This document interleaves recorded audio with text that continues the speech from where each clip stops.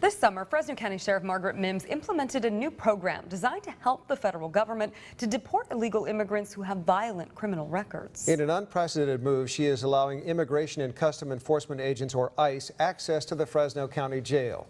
The timing of her program has captured national attention because of a recent murder of Kate Steinle in San Francisco. She was killed allegedly by an illegal immigrant with a long criminal history, the very type of criminal that the Fresno County program is designed to help screen out and deport.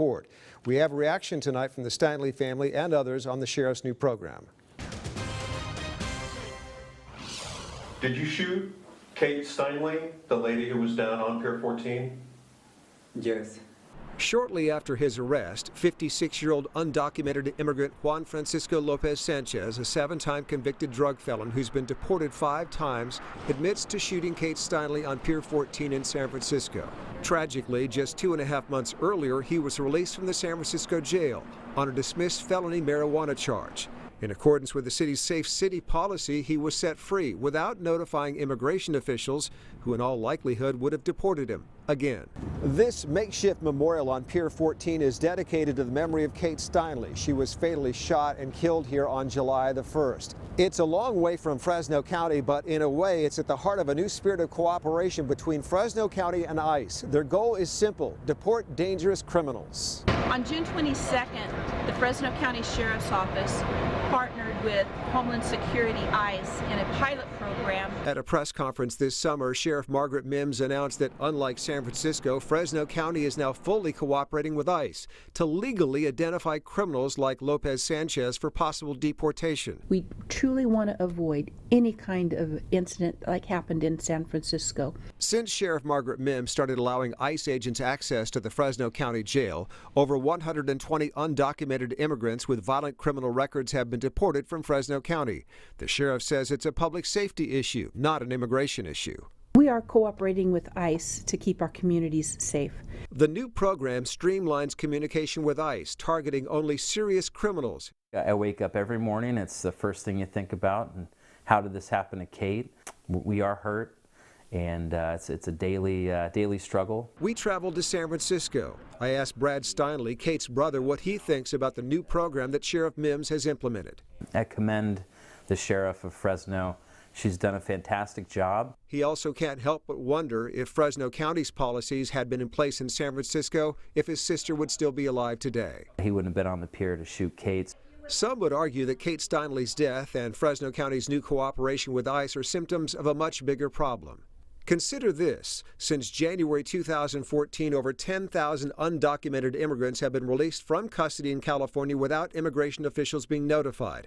Part of the reason for that is AB 4, also known as the Trust Act. It took effect on January the 1st, 2014. It limits the power of law enforcement agencies from detaining or holding criminal undocumented immigrants for deportation. The new law also means misdemeanor offenses like traffic tickets, a DUI, or driving without a license, and even some domestic violence allegations won't get you arrested or deported. Just simply is not occurring. Kern County Sheriff Donnie Youngblood likes what Fresno County is doing and will soon have ICE agents in his jail too.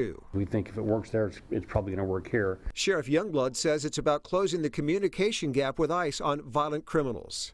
We provide them with information and they can do their job. And he's not alone. Los Angeles County Sheriff Jim McDonnell recently announced that he too, like Fresno County, will allow ICE agents into his jail on a limited basis to screen for violent criminals who are in the country illegally.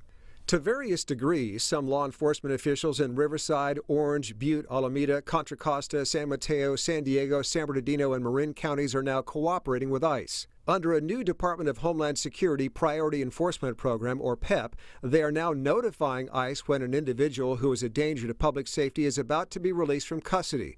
In compliance with the Trust Act, they won't hold the suspects for ICE, but they'll notify ICE. What do we want? ICE out of Fresno! When do we want it? Now! But the sheriff's new program has its critics, including the ACLU. Counties like Fresno should not engage in immigration enforcement.